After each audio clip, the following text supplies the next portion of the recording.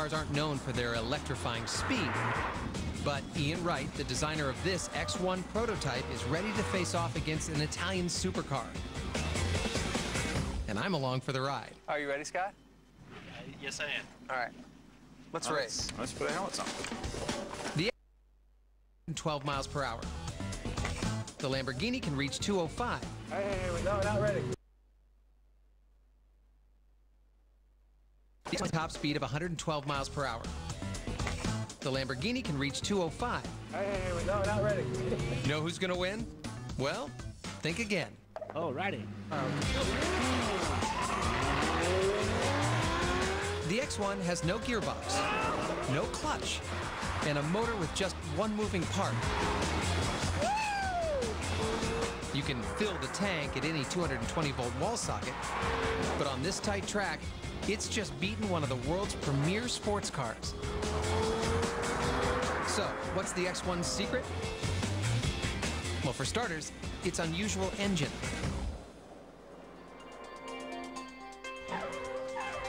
A typical internal combustion engine has more than 200 moving parts. The electric X1 has just 3 main components: batteries to supply the power, an inverter to control the current, and a motor to drive the wheels. The X1's lithium-ion batteries pack unbelievable power. 400 volts at 4,000 amps, about what you get from a small lightning bolt. Next, the inverter.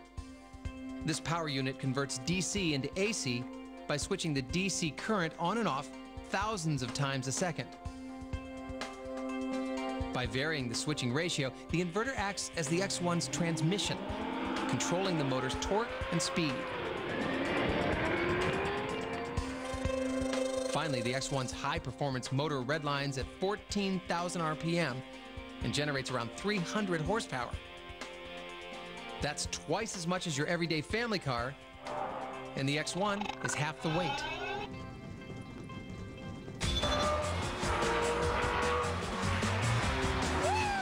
But the real reason it can beat out a Lamborghini on a tight course is its ability to maintain optimum torque from the start of the race to the finish. If you look at all the different parameters to optimize in race cars, the ability to accelerate out of the turns is the most important thing, and that's torque. To see how this works, let's go to instant replay. Okay, hold it right there. After 50 feet, we've already got 2 car lengths on the Lamborghini. That's because the X1 is operating at a constant optimum torque, and the Lamborghini is not. In any 2-wheel drive car, you hit maximum torque just before your wheels start slipping. But because traditional cars need to change gears to accelerate, it's impossible for them to maintain that perfect edge, particularly off the starting line. Well, and the trouble with a standing start with a gas engine is you've got to match the torque to what the wheels want, and that means you've got to slip the clutch or slip the wheels. So one way or another, you don't get precise control of the torque. But with electric motors, you do. Ian has programmed the X1's computer to run at optimum torque whenever the car accelerates, on any track surface. Its tires can handle 1,500 foot-pounds of torque before they start slipping. So the computer keeps the tires just a fraction below that critical number at all times. And the X1 maintains its maximum acceleration at the start, on the straightaways, and around corners.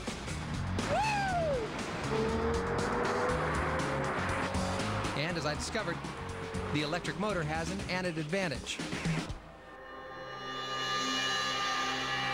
You can really see this with our thermal image camera. Gas-powered cars lose up to 80% of their energy through heat loss and friction. The X1 loses just 20%. In these thermal images, blue is cold, red is hot, and white is super hot.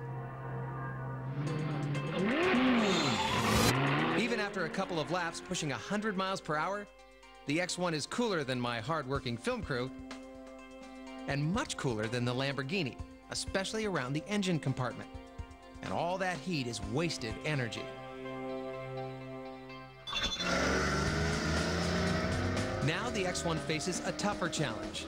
We've already wiped the floor with a sports car, but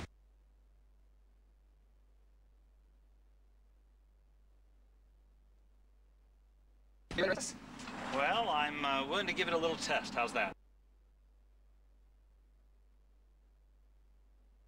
Start it up. Actually, we're started, aren't we? We asked.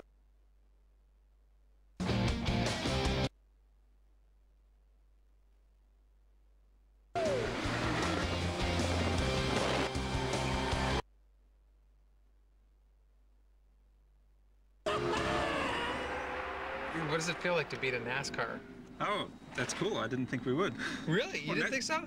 They're proper race cars, you know. It's a tube frame. It's on race tires. Yeah. It's 550 horsepower. So. And you left it in the dust.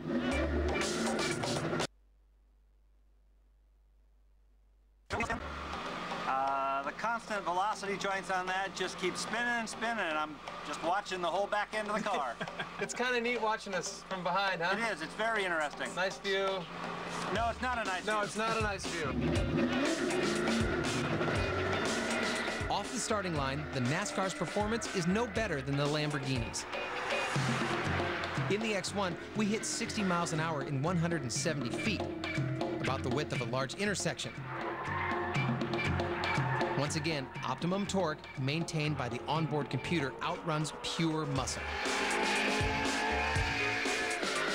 We've all got more power than we need. It's about controlling the torque. Another decisive factor is the weight of the car. The NASCAR is nearly 3,000 pounds. Thanks to its 100-pound motor and 540-pound battery pack, the X1 weighs in at only 1,500. Half the weight to haul off the starting line.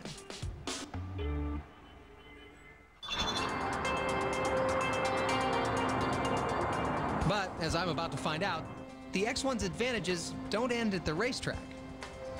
If you're building gas engine cars, if you build a really fuel-efficient one, it'll be slow. But that's not true for electric cars. I mean, this car does 0 to 60 in 3.0 seconds.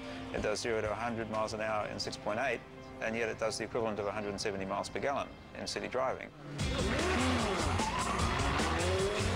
That's around 3 times better than the best hybrid vehicles on the market. High-performing and energy efficient. I think this really could be the car of the future.